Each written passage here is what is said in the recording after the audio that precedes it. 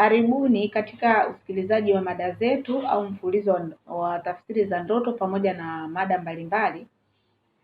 Ukiota vijana wawili wanafanya mapenzi na mbwa wote kwa wakati mmoja, na mbwa mwenyewe anakuwa hana ngozi, maana yake ndoto hii imegawanyika katika sehemu tatu. Kwanza, wahusika wakuu ni mbwa na vijana, na kitendo hicho cha kufanya mapenzi. Mbwa katika ndoto ni ishara ya kupata matatizo, kupata maradhi au tabu ambayo itasababishwa na mtu wako wa karibu sana au mfanyakazi wako. Hii tafsiri inakuja ni kwamba ndoto ya namna hii ni kuwa utapata matatizo yanayoweza kuwa ya ugonjwa au kisheria au kifamilia, na yatasababishwa na mtu wako wa karibu au mtu wa familia yako. Na mtu wako wa karibu au wa familia yako ndo atasababisha matatizo haya. Na ili kuweza kuyatatua matatizo kama haya, utatumia pesa nyingi kuyatatua matatizo hayo.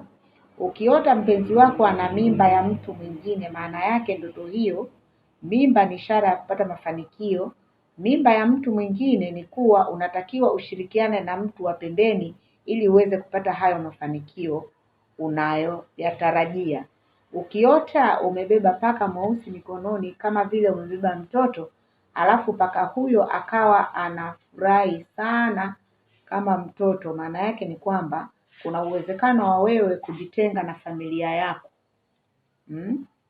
au watoto wako au mpenzi wako, au utagombana na mtu, au utafanya uzinzi au kuvunja uaminifu, na matokeo yako utasengenywa au utakashifiwa.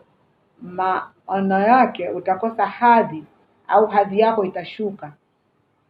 Na kumuona paka ni kujitenga na familia au mpenzi wako, au kugombana au kuibiwa au kutokuwa mwaminifu ikiwa utaota ndoto hiyo. Na ukiota umeona sakafu katika ndoto inayong'aa sana, maana yake utapata mafanikio baada ya tabu na shida nyingi zilizokukabili hapo nyuma. Kuota uko mtupu bila nguo, unapita kwa kujificha mbele ya mmeo au mpenzi wako, maana yake ni kwamba utakuwa msafi au muwazi kwa mmeo au kwa mpenzi wako. Hizi ni ndoto.